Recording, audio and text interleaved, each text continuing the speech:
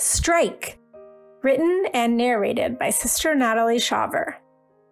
It was the start of the school year. Backpacks were packed, lunches were made, the supplies had been bought. Look out, kindergarten, here we come. For 8 days, we walked down to the bus stop, hand in hand, each morning at 8:40 a.m. Just Graham and I. Precious moments I'll hold on to always. We talked about the weather, what he was excited to do at school that day, who he was hoping to sit with on the bus, and how anxious Mommy would be to hear all the details just as soon as he got home. But then, something unexpected happened. Something this new-to-the-bus parent never imagined. The bus drivers hung up their proverbial hats and decided bus driving under the current contracts they held wasn't for them any longer. The wheels weren't going round and round. In fact, they were stopped completely. The bus drivers went on strike. Eek!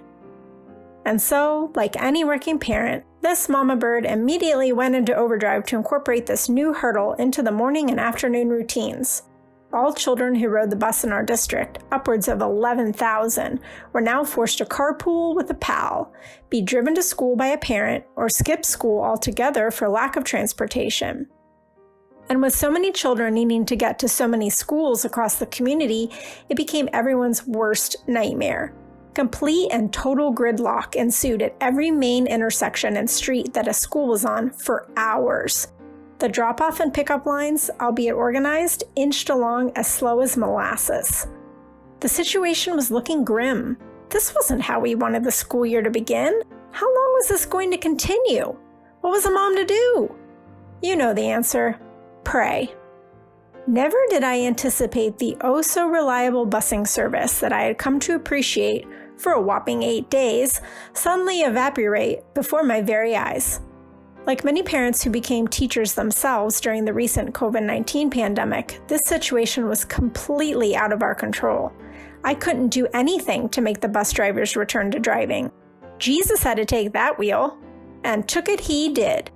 Our community came together in a profound way. Support was given, prayers were offered, new friends were made in the carpool lines. The list goes on and on.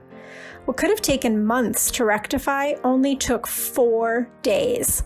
Just as soon as we got our ducks in a row to add these additional 2 commuting to school hours into our day, the bus drivers voted yes to accept the revised contract and return to their routes. We cheered, high-fived, and shouted hooray, but not before thanking God for taking care of this chaotic turn of events. Just as he always does, he handled the situation, and life as we knew it returned to normal. Now, as we make the short trek to the bus stop each morning, I find myself whispering an extra "thank you" for the bus drivers, Lord, along the way. This mama is happy to see the wheels going round through the town again.